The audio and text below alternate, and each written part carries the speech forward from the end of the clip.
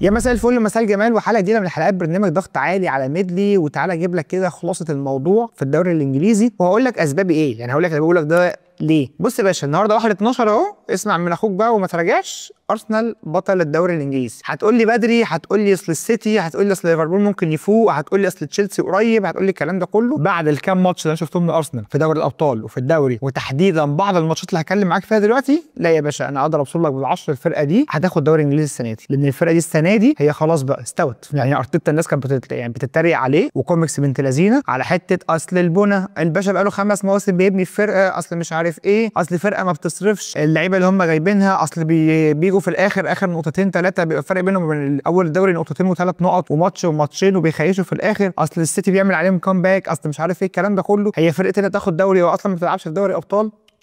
فكك بقى. ارسنال السنه دي غير، خصوصا كمان بعد ماتش تشيلسي اللي لسه ملعوب من امبارح. خليني اقول لك بصراحه، يعني ماتش كان عباره عن حلبة مصارعه. يعني تشيلسي بالبلدي كده هو ما لعبش كوره قدام ارسنال. تشيلسي من اول دقيقه في الماتش بتلاقي كوكوريا دب في ساكا، بتلاقي كايسيدو دب، بتلاقي انزو نفس الكلام، فالعيال عماله تقص. يعني ما اعرفش انا كايسيدو بصراحه كان بيتمحن على الحكم في ايه، في الطرد اللي خده. هو خبط الراجل من هنا وعمل نفسه بقى مصاب ومتعور وبتاع، الحكم راح للفار يا باشا ده طرد وتتحبس فيها كمان. فالماتش بصراحه كان من ناحيه تشيلسي، وتشيلسي ما لعبش كوره في الماتش ده، رغم ان الفرقتين كانوا جايين اصلا من ماتشات كويسه جدا. يعني بتتكلم في تشيلسي كان جاي من فوز معنوي كبير جدا وفوز اداله ايدج عالي جدا قدام برشلونه، وفي نفس الوقت ارسنال يعني كسر العقده بتاعته قدام بايرن ميونخ. فانتوا الفرقتين لاعبين كوره حلوه قوي في دوري الابطال. الماتش نفسه بقى اللي كان في الدوري اللي بين ارسنال وتشيلسي ما كانش فيه كوره قوي، وفي غيابات كتير حتى بالذات على مستوى ارسنال برضو. يعني انت جاي من علقه قدام بايرن ميونخ ولاعب مباراه انت يعني نازل تاكل فيها النجيله. بس خليني اقول لك بعيدا عن ماتش تشيلسي، انا عايز النهارده اتكلم عن ارسنال. وليه هقول لك ان ارسنال بطل الدوري الانجليزي السنه دي؟ تعال نتكلم على مستوى الدفاع.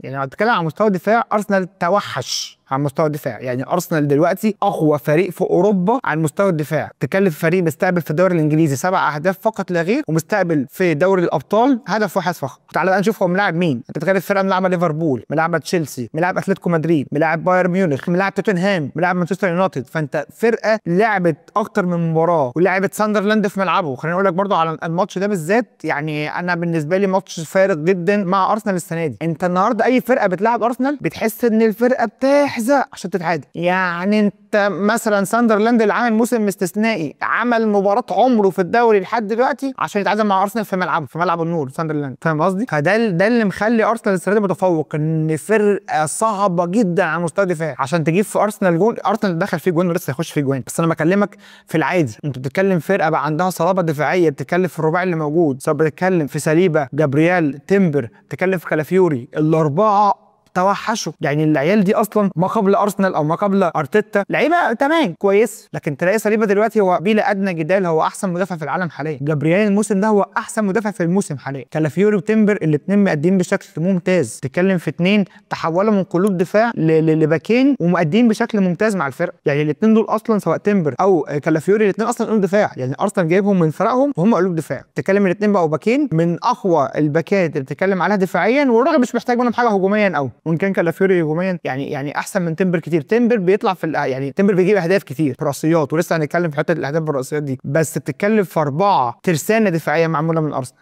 الفرقه دي عشان تخترقها من عمق الموضوع بقى مستحيل. عشان تجيب هدف في ارسنال من عمق الملعب صعب الموضوع. يعني ارتيتا وصل بخط دفاع ارسنال لحته صعبه جدا، صعبه جدا اختراق خط الدفاع، صعبه جدا ان انت تخترقه من العمق. انت كل الاهداف اللي دخلت في ارسنال لو تبص عليهم هي ممكن تكون عرضيات او اخطاء دفاعيه، لكن هدف من عمق الملعب، هدف ملعوب من عمق الملعب انك تخترق الاثنين سرد باكات دول مفيش لحد دلوقتي. هل ده معناه ان ارسنال مش هيخش فيه جوان؟ لا لسه هيخش فيه جوان اكيد، اتكلم لسه في موسم طويل. بس انا بقول لك مدى المتانه اللي هم بقوا فيه، فريق بقى متين جدا على مستوى الدفاع. تعال تتكلم في نص الملعب. نص الملعب دلوقتي بتتكلم عندك مين؟ عندك زوميندي وعندك ديكلان رايس وقدامهم ايزي. انت عملت ابجريد فشيخ في نص الملعب بتاعك. يعني ديكلان رايس انت كنت جايبه كان لعيب قوي جدا، السنه دي هو تقريبا ده احسن موسم ليه مع ارسنال من ساعه ما جه. زوميندي ده بقى اختراع. يعني زوميندي ده بالنسبه لي اختراع بصراحه. لعيب انت المفروض جايبه ان هو يعوض توماس بارتي من الدوري الاسباني، لعيب عادي، لعيب كويس، لعيب يا سيدي كويس جدا. انت حولته لاختراع في نص الملعب. انت حولته ان الراجل ده مع ديكلان رايس هم احسن 2 نص ملعب في العالم دلوقتي مع بدري. بس الاثنين دول دلوقتي كرقم 6 لا يعلى عليه. اتكلم في 2 الاثنين يا باشا دلوقتي في افتكاك الكوره 10 من 10،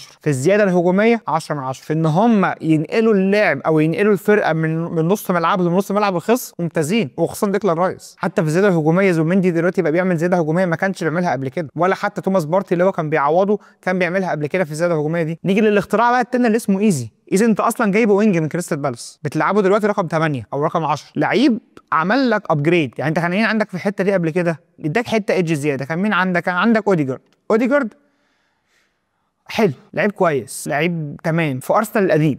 يعني اوديجارد لعيب حلو قوي، بس ارسنال القديم، ارسنال ما قبل الابجريد اللي عمله ده، ما يشيلش هو الابجريد ده. ايزي مختلف. ايزي يا باشا انت بتشوف واحد دلوقتي بيسجل قدام بايرن ميونخ، بيسجل هاتريك قدام توتنهام في اول ديربي ليه، بيسجل قدام فريقه السابق كريستال بالاس وبيكسبك الماتش. لا فارق. يعني ايزي ممكن تلاقي ماتشات هو وحش جدا بس بيديك الحته، بيجيب جون، بيصنع جون. في ماتش هو فيه سيء جدا ولكن هو ابجريد، ده كواليتي. ان لعيب في اسوأ حالاته يديك 7 من 10 8 من 10 7 من 10، ده كويس جدا. انت بتتكلم بقى في لعيب ده كواليتي. ان انا في مينيمم ستاندر كده انا باخده من اللعيب ده، في اقل حاجه ممكن اخدها من اللعيب ده 7 من 10 مثلا. ان انا في اسوأ حالاتي انا بعمل لك حاجه، بجيب لك جول، بديك اسيست لو انا وحش النهارده خالص، لو انا ما جيتش النهارده. فايزي النهارده بتتكلم في ابجريد حلو جدا. اوديجارد لعيب سكواد بلاير حلو جدا تمام، يعني لعيب حلو، لعيب افريج، لكن ما هواش ابجريد، ما هواش بمستوى ارسنال السنه دي، ما هواش لعيب بيقود لك فرقه عشان هو خدت الفرقه عشان تجيب بيها دوري.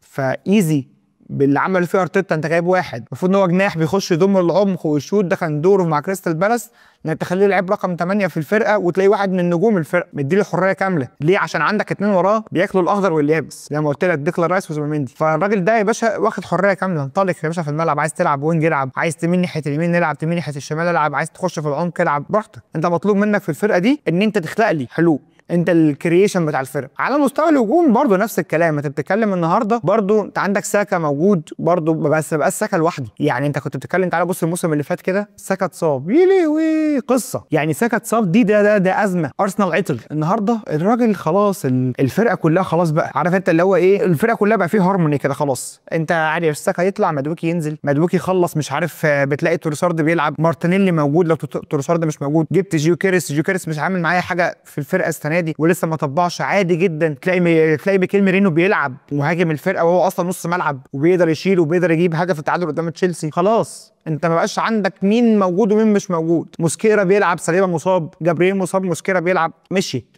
خلاص بقى. انت دلوقتي ما بقاش عندك مشكله في جوده الافراد، خلاص انت الفرقه كلها بالبلدي كده كلها ماشيه. بص المواسم اللي فاتت انت بتلاقي ساكا يا معلم لو مش موجود دي كارثه. يعني كان في ناس تقول لك ارسنال ده فريق ساكا، مارتينيلي اتصاب مشكله، لكن انك مثلا تجيب واحد زي مادوكي مثلا، لعيب المفروض ان هو تشيلسي قال لك يا باشا اشربه، تجيبه تشوفه في ماتش بايرن بيعمل الماتش ده، لا شابوه بصراحه. انك بتخلي لعيب زي ده يطلع احسن ما عنده، لا طبعا. لعيب انت عارف انت هتجيبه تستفاد منه ايه، ودي خد بالك برضه ميزه ارتيتا، هو مش اي لعيب وخلاص. يعني ايزي ده هو جايبه لغرض ما، انا جايبه وعارف ان انا هغير مركزه وهستفاد منه. كالافيوري انا جايبه سيرد باك، هغير مركزه واستفاد منه. مدويكي هيبقى بديل لساكا وهعرف استفاد منه واطلع احسن ما عنده. يعني الناس كلها كانت بتشيد بهانز فليك ليه في برشلونه، ما عندكش كواليتي، انت ما تجيبش لعيبه، انت اللعيبه دي كلها معظمها من اللمسيه ولعيبه موجوده في الفرق، بس تجيب راشفورد اللي كان ميت في اليونايتد تطلع احسن ما عنده. بدري يبقى نسخه مختلفه جدا معاك، هي دي الفكره. ليفاندوفسكي بيأدي، فيران توريس تخليه لعيب كويس جدا، ما يشيلش الفرقه بس لعيب كويس جدا، فاهم قصدي؟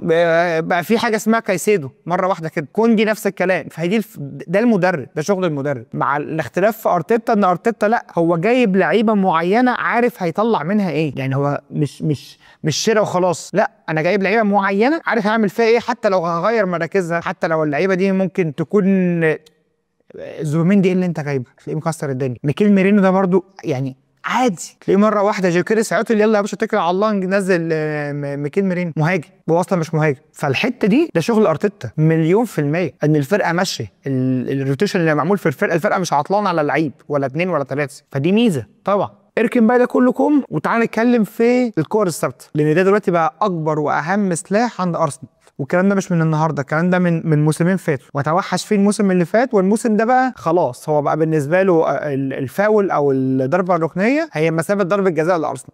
ليه يا معلم؟ موضوع سهل قوي، موضوع علمي دلوقتي. خلينا نتكلم ان حاليا مفيش ماتش مهم في بطوله ما بيخلصش بضربه ثابته، فاول بقى ركنيه اي حاجه من الحاجات دي. خلاص الفرقه اللي ما بتعرفش تستغل الحاجات دي هي فرق خلاص مش هتنافس على بطولات. في ماتشات بتبقى معقربه، يعني في ماتشات معقربه يخلص بفاول يخلص بكورنر، فانت لو ما عندكش الحته دي انت هتعطل دلوقتي او بعدين او في اي وقت هتعطل. الراجل عمل ايه؟ الراجل بقى له موسمين هو ماشي كويس جدا في الحته دي وعاملها بشكل ممتاز. الابجريد اللي حصل ايه؟ راح يا باشا جاب مدرب الكرات الثابته اللي في برنتفورد، واحد من احسن الناس اللي بتمرن كرات ثابته في العالم. الراجل ده عمل ايه؟ عمل اختلاف. الراجل ده خلى لك دلوقتي مفيش فرقه في العالم بتعمل اللي بتعمله ارسنال. خش بص على اي ضربه ثابته على كورنر لارسنال، هتلاقي الاربع مدافعين، الاربعه ساليبا، جابرييل، وكالافيوري، حلو الكلام، وتمبر. في فرقه في العالم بتخلي الاربع مدافعين في الكورنر في منطقه الجزاء؟ استحاله. والاربع مدافعين يعني عندهم شراسه وعندهم قوه ان هم يلعبوا في احتكاكات او في كور راسيه ولاد لذينه. اعتقد مفيش حد في الاربعه ما سجلش من كره ثابته الموسم ده على الاقل. يعني تمبر سجل، وساليبا سجل، جابرييل سجل، كالافيوري برضو اعتقد سجل من ركله ثابته راسيه يعني. فما فيش فرقه بتعمل كده. يعني هو دلوقتي اللي عامله ايه؟ هو بيعتمد على حاجتين. عندي 2 لعيبه لازم يكونوا بيلعبوا كويس قوي ركلات ركنيه او ركلات ثابته. تتكلم في ديكلان رايس يمين وساكا شمال. بتتلعب لعبتها بقى على الايام القريب، على الايام البعيد. في النص انت عندك 4 اقوياء جدا في لعب الكور الراسيه. مفيش فرقه في العالم بتعمل كده. خش بص على اي ضربه ركنيه لارسنال، خش بص على اي ضربه ركنيه لارسنال، هتلاقي الاربع مدافعين موجودين في منطقه الجزاء. خش بص على اي فاول لارسنال متطرف، هتلاقي الاربع مدافعين في منطقه الجزاء. الاربعه اللي بقول لك عليهم دول مفيش فرقه في العالم بتعمل كده. فالنهارده انت لو عندك واحد ابن ناس محترم زي ديكلان رايس مثلا ولا ساكا بيعرف يلعب عرضيه، شكرا يا باشا، الكوره دي بنسبه 90% جول. يعني انت دلوقتي بتتكلم في فرقه عرفت تعمل من الكوره العرضيه شغل ممتاز. فكل الكلام ده يلخص لك ان ده شغل وتعب راجل اتعمل عليه كميه كوميكس مش طبيعيه، وهو ارتيتا. يعني تخش تبص على ماتش ارسنال وبايرن ميونخ ده قبل كده، انت تقعد تستنى الكوميكس اللي بتتعمل على ارسنال. ده بايرن ميونخ هيمسكوا يقطعوا، ده الواد مولر مش عارف هيمسك اللعيبه بتاعت ارسنال يعمل فيهم ايه. ده ارتيتا بقى له 4-5 سنين بيبني في الفرقه. النهارده بتشوف انت النهارده نازل الماتش ده، انتوا اقوى فرقتين في اوروبا. يعني ارسنال وبايرن ميونخ هم اقوى فرقتين في اوروبا. انت كسبان بايرن ميونخ